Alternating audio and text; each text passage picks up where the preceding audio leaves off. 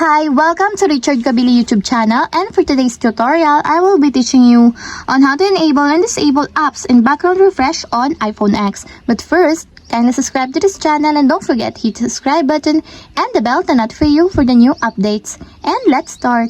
Using your iPhone X from your home screen, first go to Settings. Then in the Settings, scroll down and click the General.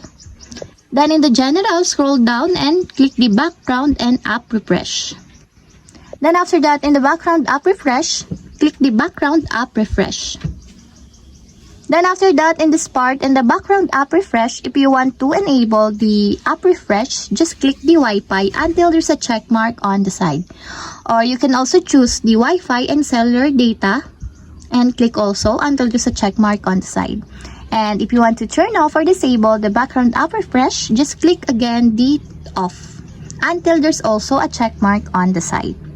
And that's it, we have successfully enabled and disabled apps and background refresh on iPhone X. If you have a question, you can comment down below. Don't forget to hit the subscribe button and the bell to notify you for new updates.